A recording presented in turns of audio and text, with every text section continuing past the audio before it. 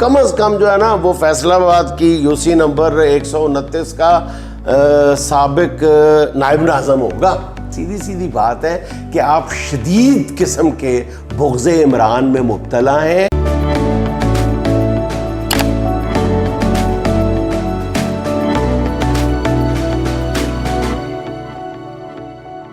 بسم اللہ الرحمن الرحیم. السلام علیکم خواتین و حضرات, میں ہوں آپ کا جنید سلیم اور آپ دیکھ رہے ہیں انصاف ڈیجیٹل. سر میرا آج کا پہلا جو سوال ہے, 1 منٹ کے لیے بریک لگاؤ. پہلے میں آپ کے سوال سے پہلے اپنے ناظرین کے ساتھ ایک بات کرنا چاہتا ہوں, ایک گزارش کرنا چاہتا ہوں کہ میں وہ بات کرنے لگا ہوں جو میں نے اس سے پہلے کبھی نہیں کی. ایک روایتی سی بات ہر یوٹیوب چینل پہ گفتگو کرنے والا جو اپنے ویورز کے ساتھ کرتا ہے کہ جی میرے چینل کو سبسکرائب کر لیں, گھنٹی کا بٹن دبا دیں اور تاکہ آنے والی ویڈیوز آپ کو ملتی رہیں. اگر آپ کو آنے والی ویڈیوز میں انٹرسٹ ہوگا تو آپ ضرور گھنٹی کا بٹن دبا دیں.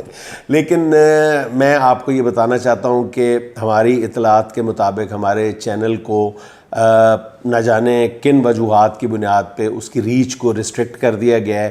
میں چھوٹی سی درخواست یہ کرنا چاہتا ہوں آپ سے کہ آپ اس چینل کو یوٹیوب پہ دیکھ رہے ہیں, فیس بک پہ دیکھ رہے ہیں, اس کو اپنے دوستوں تک پہنچانے میں ہمارے آپ مددگار ثابت ہوں تاکہ ہماری ریچ بڑھ سکے اور اس چینل کا, اس گفتگو کا مقصد بھی پورا ہو سکے. اس کا آسان سا طریقہ یہ ہے کہ آپ ایک ہدف بنا لیں اپنے لیے کہ آپ یوٹیوب پہ دیکھ رہے ہیں یا فیس بک پہ دیکھ رہے ہیں تو 5 سے 10 اپنے دوستوں تک یہ ذمہ داری سمجھ کے اس چینل کو سبسکرائب کروائیں اور بتائیں ان کو کہ اگر آپ کو یہ پسند ہے تو اپنے دوستوں تک ہماری بات پہنچانے میں ہماری مدد کریں.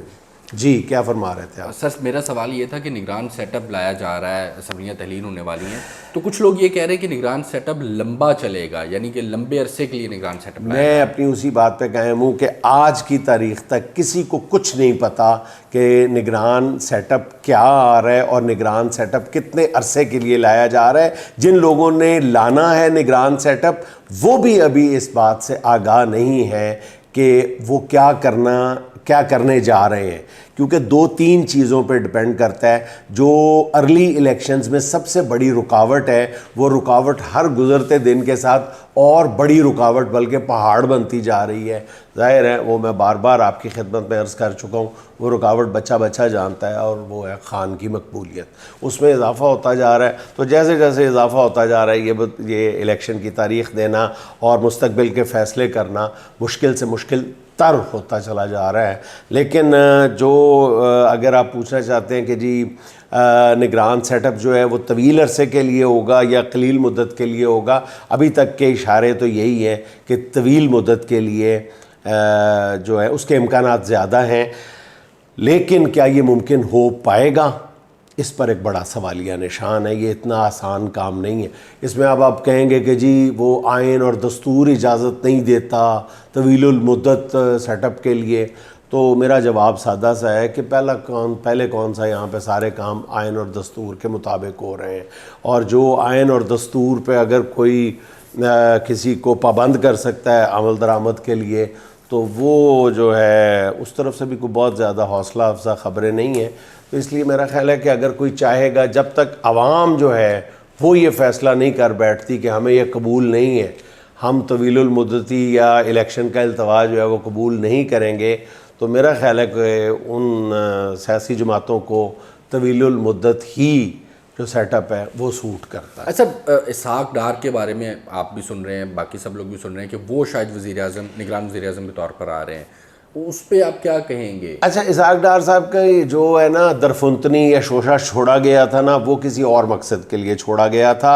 اس کے بعد اسحاق ڈار صاحب کی طرف سے یہ زیادہ شد و مد کے ساتھ اپنے پیاروں کے ذریعے بات کہلوائی گئی تھی. ڈار صاحب کے بارے میں 1-2 باتیں میں اپنے ویورز کے ساتھ شیئر کرنا چاہتا ہوں. ڈار صاحب جب بھی نواز شریف صاحب نے کوئی خاص بات زرداری صاحب سے کرنی ہوتی ہے تو وہ اسحاق ڈار صاحب کے ذریعے کہلواتے ہیں. جہاں پر بھی ان کی جو گاڑی پھنستی ہے نواز شریف اور زرداری صاحب کی, تو وہ ڈار صاحب ہی ہوتے ہیں جو گاڑی کو دھکا دے کے اس گڑھے سے نکالتے ہیں. وہ زرداری صاحب کے ساتھ بہت اچھے تعلقات کو بہت مدت سے انجوائے کر رہے ہیں, اور نواز شریف کے نزدیک ان کی اہمیت اس لیے بھی بڑھ جاتی ہے. لیکن دوسری طرف یہ بھی آپ کو بتا دوں کہ جتنی قربت اور جتنی محبت ہمیں نواز شریف اور ڈار صاحب کے درمیان بظاہر نظر آتی ہے, ایکچولی اتنی محبت ہے نہیں ہے دونوں کے درمیان.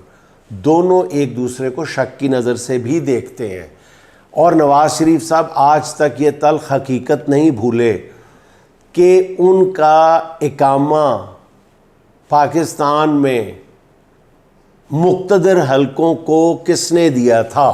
بس میں یہی تک کی بات کرنا چاہتا ہوں. اچھا, ڈار صاحب کی آپ بات کر رہے تھے, یہ والی بات میں نے ڈار صاحب کے لیے نہیں کی, ہاں کہ کس نے دیا تھا اقامہ, اگلی بات کریں آپ. اور ڈار صاحب کے لیے اصل میں ڈار صاحب غلط فہمی کا شکار کیوں ہے. ڈار صاحب جب بار بار یہ بات کہلوائی جا رہی ہے کہ جی اگلا وزیر اعظم جو ہے وہ شاید اکانومسٹ بھی ہونا چاہیے اور سیاستدان بھی ہونا چاہیے, تو ڈار صاحب لامحالہ یہ سمجھتے ہیں کہ یہ میرے لیے کال آئی ہے. یہ کال ان کے لیے ضروری نہیں ہے کہ جب یہ دونوں باتیں کی جائیں تو کال جو ہے وہ ڈار صاحب کے لیے ہو, بلکہ مجھے وہ بات یاد آ جاتی ہے کہ میاں بیوی بیٹھے ہوتے ہیں تو ٹیلی فون کی بیل بجتی ہے تو شوہر بیوی سے کہتا ہے کہ دیکھو اگر میرا فون ہونا تو کہہ دینا میں گھر پہ نہیں ہوں. تو بیوی فون اٹھا کے ایسے دیکھتی ہے شوہر کی طرف, ساتھ ہی کہتی ہے کہ وہ گھر پہ ہی ہیں. تو کہتے ہیں یہ کیا کیا ہے, کہتے ہیں آپ کے لیے فون تھا ہی نہیں. تو ضروری نہیں ہے کہ فون جو ہو وہ شوہر کے لیے ہی ہو, یہ ذہن میں رکھیں ڈار صاحب. جی جی. اچھا, یہیں سے بات راجہ ریاض صاحب جو ہے وہ کہہ رہے ہیں کہ جی مشاورت ہو رہی ہے اس وقت. دیکھو جو سب سے زیادہ سنجیدگی کے ساتھ جو کوششیں جاری ہیں نگران سیٹ اپ بنانے کے لیے, وہ راجہ ریاض صاحب کی طرف سے, یہ ذہن میں رکھیں. راجہ ریاض صاحب کی جو میٹنگز چل رہی ہیں, راجہ ریاض صاحب جو کچھ کر رہے ہیں, اس سے لگتا ہے کہ جی نگران سیٹ اپ بس آنے ہی والا ہے. اور وہ بہت جو راجہ ریاض صاحب کی طرف نظریں لگا کے بیٹھا ہے نا, وہ صحیح صورتحال کو سمجھ لے گا. ٹھیک ہے نا. اور راجہ ریاض صاحب کی جو میٹنگز ہیں ان میں تم دیکھنا آنے والے دنوں میں کتنی گرما گرمی ہوگی, بلکہ تلخ کلامی تک نوبت جا پہنچے گی. ہاں یار تم ہنس کیوں رہے ہو یار, حد ہو گئی یار. راجہ صاحب تم دیکھنا کتنے بڑے بڑے نام پیش کریں گے. راجہ صاحب نگران وزیر ہے, راجہ صاحب یار صحیح اپوزیشن لیڈر ہیں, تم ہنس کیوں رہے ہو یار, حد ہو گئی یار تمہارے میں. یا تم ہنس رہو یا مجھے بات کر لینا. سر آپ ہنسنے والی باتیں کر رہے ہیں یار. میں ہنسنے والی باتیں نہیں کر رہا. تم دیکھنا راجہ صاحب کا جو کینڈیڈیٹ ہوگا نا نگران وزارت عظمیٰ کے لیے, وہ کتنا بڑا نام ہوگا. کم از کم جو ہے نا وہ فیصلہ آباد کی UC نمبر 129 کا سابق نائب ناظم ہوگا. ہاں ناظم بھی نہیں, ناظم بھی نہیں, نائب ناظم ہوگا. دیکھنا تم. راجہ صاحب اصل میں اس حقیقت کو شاید سمجھ نہیں پا رہے کہ جو ان کا افیئر ہے نا نون لیگ کے ساتھ, وہ بہت عارضی سا ہے. وہ 4 دن وہ پانی کا بلبلہ ہے. جو ہی یہ اسمبلی کی تحلیل کا اعلان ہوا اس سے آدھا گھنٹہ پہلے ہی راجہ صاحب نے اپنے محلے میں جانا ہے نا, تو تندور والے نے بھی ان کو پہچاننے سے انکار کر دینا ہے. نہیں سر, نون لیگ نے تو ٹکٹ دینے کا وعدہ کیا ہے, اور پیار کی پینگیں بڑھ رہی ہیں. پیار کی جو پینگیں ہیں نا نون لیگ اور راجہ ریاض صاحب کے درمیان, وہ ویسی ہیں. وہ جو میاں بیوی جو, ایک تو میری ساری باتیں میاں بیوی پہ آ جاتی ہیں. بیوی شوہر سے پوچھتی ہے نا کہ تمہیں مجھ سے کتنی محبت ہے, تو وہ شوہر کہتا ہے کہ مجھے تم سے اتنی محبت ہے جتنی شاہ جہان کو ممتاز بیگم سے تھی. آپ بھی میرے لیے مقبرہ بنواؤ گے؟ کہتے ہیں ہاں میں نے تو جگہ بھی خرید لی ہے, بڑی مہنگی جگہ خرید لی ہے, بس تمہاری طرف سے ہی دیر ہے. ایسا تو بس وہ جو ہے نا نون لیگ یہ کہہ رہی ہے کہ راجہ صاحب بس ہم نے تو جگہ بھی خرید لی ہے, آپ کی طرف سے دیر ہے.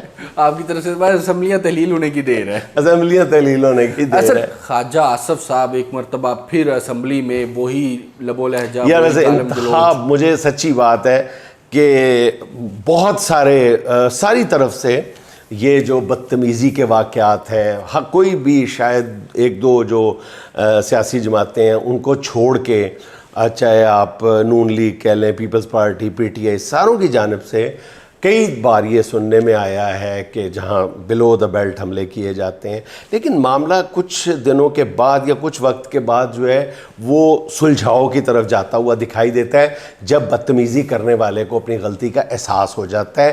جو خواجہ آصف صاحب نے پی ٹی آئی کی خواتین کے لیے الفاظ استعمال کیے ہیں وہ مطلب شرمناک تو چھوٹا لفظ ہے. اس کے بعد جو اصل بات ہے نا وہ یعنی آج کے دن جو سننے میں آیا ہے کہ جس طرح سے انہوں نے معذرت کرنے سے انکار کیا ہے اور جو رویہ اپنایا ہے، وہ نرم سے نرم جو لفظ ہے وہ بول سکتا ہوں وہ یہی ہے کہ وہ ڈھٹائی پر مبنی ہے. وہی جو لفظ خود وہ فلور پہ کہہ چکے ہیں کہ کوئی حیا ہوتی ہے، کوئی فلاں ہوتی ہے، کوئی ٹمکاں ہوتی ہے، تو وہ سارے صادق آتے ہیں. جس طرح وہ اپنی بات پہ، اپنی غلطی پہ وہ قائم ڈٹ گئے ہیں نا، وہ بڑی ڈٹائی والی بات ہے. میرا خیال ہے ان کو اپنے رویے پہ غور کرنا چاہیے. اور وہ جو کہتے ہیں نا کہ حادثے سے بڑا سانحہ یہ ہوا، لوگ ٹھہرے نہیں حادثہ دیکھ کر. عنایت علی خان مرحوم جن کی گزشتہ روز 3ری برسی منائی گئی، ان کا یہ بہت ہی مشہور شعر ہے. تو وہ اس سے بڑا سانحہ یہ ہوا ہے، حادثے سے بڑا سانحہ یہ ہوا ہے کہ خواجہ صاحب کا جو دفاع کیا ہے وہ وزیر قانون اعظم نذیر تارڑ جیسی شخصیت نے کیا، جو بہت ایک سلجھے ہوئے بندے ہیں. انہوں نے جس انداز میں کہہ دیا، انہوں نے کہا کہ جی جب بس وضاحت ہو گئی تو پھر معافی کی کیا ضرورت ہے.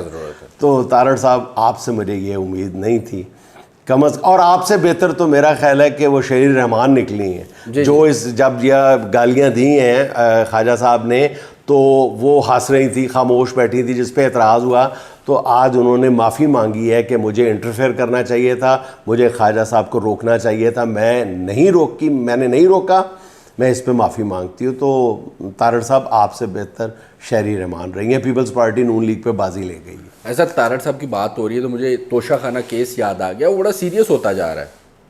اچھا وہ دیکھو نا، اب یہ دیکھیں کہ وہ جج صاحب جو ہیں بچے کو نظر آ رہا ہے کہ وہ تلے ہوئے ہیں کہ واش روم میں جانے سے پہلے فیصلہ اپنا سنا جائے.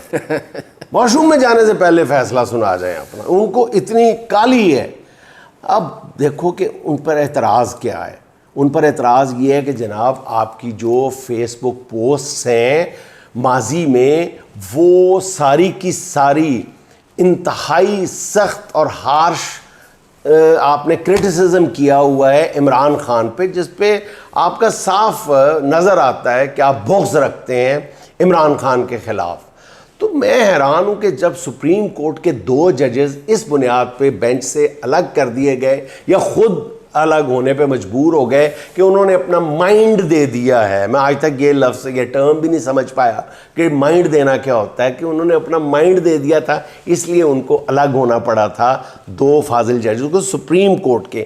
تو یہ جو دلاور صاحب ہیں ان کی جو پوسٹ آئی ہے تو یہ انہوں نے اسلام آباد ہائی کورٹ میں جو موقف اپنایا ہے وہ بدتر از گناہ والی بات ہے. کہ انہوں نے کہا ہے کہ جناب یہ فیس بک اکاؤنٹ تو میرا ہے، یہ پوسٹ میری نہیں ہے جو عمران خان کے خلاف میں نے کی ہوئی ہیں. بھئی اگر آپ نے نہیں کی، اکاؤنٹ آپ مان رہے ہو، اون کر رہے ہو، اس کا مطلب ہے کہ آپ کا اکاؤنٹ کبھی ہیک ہوا ہوگا. اگر ہیک ہوا ہے تو پھر آپ نے کسی کو شکایت کی ہوگی. آپ جج ہو ماشاءاللہ، ایک عام آدمی کا اکاؤنٹ ہیک ہو جاتا ہے فوراً رپورٹ کرتا ہے. آپ نے کسی کو رپورٹ کی نہیں، آپ نے یہ بھی نہیں بتایا، تو پھر آپ جو آپ کا اکاؤنٹ ہے وہ یہ بات منظر عام پر آنے کے بعد ڈی ایکٹیویٹ بھی ہو گیا ہوا ہے. تو پھر اس کا مطلب ہے آپ کی ایکسیس تھی اپنے اکاؤنٹ تک تو ہی آپ ڈی ایکٹیویٹ کیا نا آپ نے.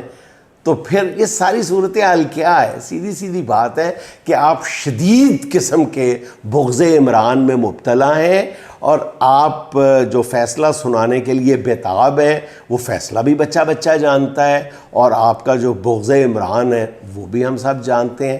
میرا نہیں خیال کہ یہ کوئی انصاف کے تقاضے پورے کرنا تو دور کی بات ہے، یہ انصاف کا ٹھٹھا اڑوائے گا یہ فیصلہ جو ہے. تو میرا خیال ہے کہ دلاور صاحب کو خود ہی کچھ سوچنا چاہیے اس بارے میں. سر آخری بات جو میں آج آپ کے ساتھ سوال نہیں ہے آپ سے بس پوچھنا چاہوں گا، بلکہ کہہ لیں کہ دکھڑا بیان کرنا چاہوں گا کہ پی ڈی ایم کی حکومت میں چوتھی بار بجلی کی قیمتوں میں اضافہ کر دیا. ہاں دیکھیں نا کہ وہ دعوے کتنے بڑے ہیں، اور پریکٹیکلی دیکھیں تقریریں سن لیں شہباز شریف صاحب کی، آپ ٹی وی آن کرتے ہیں تو 2.5 گھنٹے کے لیکچر سنتے ہیں، عوام کی فلاح و بہبود، اشتہار دیکھ لیں. اور پریکٹیکلی یہ ہے کہ جب سے آئے ہیں یہ لوگ، بجلی کے 1 یونٹ کی قیمت میں 18 روپے کا اضافہ ہو چکا ہے، 18 روپے کا. اور بجلی کے بل جو ہیں، سچی بات یہ ہے کہ عوام کے لیے اس وقت زندگی کا سب سے بڑا مسئلہ بن چکے ہیں. سب ایسا سے ہی بڑا مسئلہ. سر آج کی چھوٹی سی بات، کچھ اصولوں کا نشہ تھا، کچھ مقدس خواب تھے. کچھ اصولوں کا نشہ تھا، کچھ مقدس خواب تھے. ہر زمانے میں شہادت کے یہی اسباب تھے. واہ. ناظرین خوش رہیں، خوش رکھیں. آپ سے ملاقات ہوگی انشاءاللہ اگلے ویلاگ میں. اللہ حافظ.